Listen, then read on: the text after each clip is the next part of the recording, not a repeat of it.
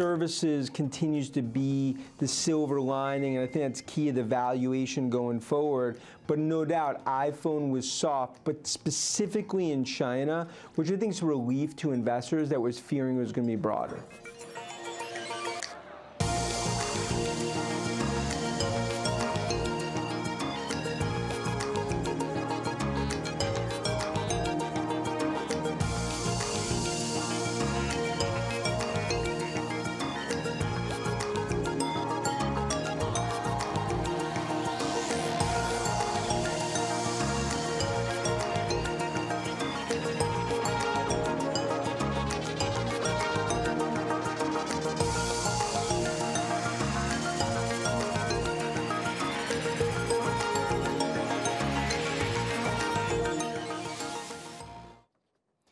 Well, let's get to the core of this story now with Santosh Rao, Head of Research at Manhattan Venture Partners in New York. Good to have you back on the program, Santosh. Apple CEO Tim Cook has blamed everything from the slowdown in China to the battery replacement program for the iPhone's decline. But should he take some of the responsibility as well? Absolutely, he should. I think there are two or three issues. Of course, there are the macro factors. China is slowing down, but we all knew that. Then the smartphones are reaching their maturation point. They're fully penetrated, especially in the developed world. So all that is there. I mean, everyone knew that. That's not a surprise. But I think Apple stumbled on their pricing strategy. In a country that has a per capita income of, I think, 17,000 in China, 7,000 in India, you can't be selling $1,000 phones and expect to sell really well. So I think those issues need to be addressed. They need to get their pricing right. They need to compete with the incumbents who are selling feature-rich phones at a much lower price point. So all those issues need to be addressed, and I think that's the core of the issue, where Apple needs to kind of fix that, and the macro factors notwithstanding. Apple services we saw from these results, such as Apple Music, iCloud, Apple Pay, rose 19% to a record $10.9 billion.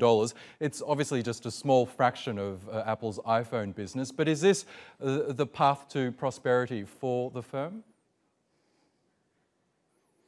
Well, it's a long way there, long way to go for that. Apple is still a product company. It's not a services company. Services is a function of their products. So I think it's going to be a long time. It's 60%, iPhones are 60% of their revenues and a big part of their profits. So I think it's a tall order for services to make up for that. But it's definitely on the right track. But their growth is limited to, or it can't go too far unless the iPhone sales pick up. So I think one thing good about the whole commentary after the call or during the call yesterday was that he said they're working on new products.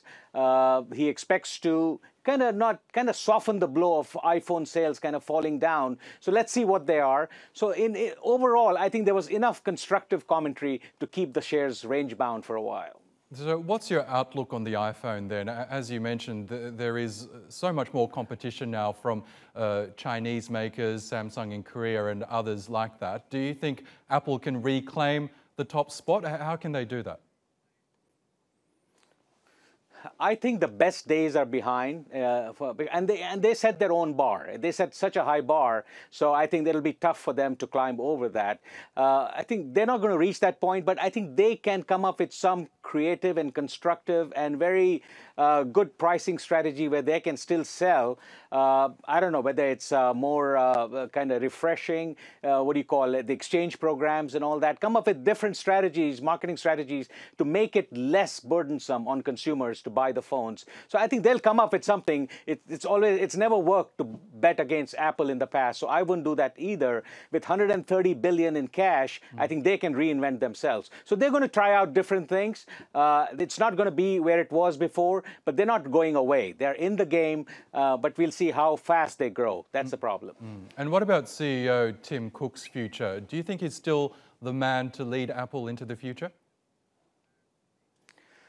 Well, at this point, I think, of course, there are some questions in some quarters where he's really not a product guy. He's more operations guy. So, I mean, we see rumblings there. But I think at this point, there's no one else to take that position. So he will continue. It's too much to make out of this quarter or last quarter right now. Let's give him a chance. Let's give him the benefit of doubt. Let him go out and they invest a lot. Their R&D spending went up quite a bit. So they are working on something. So let's see what that is. And until that happens, I think people are going to give them the benefit of doubt. Okay, Santosh Rao in New York, thanks again for your insights.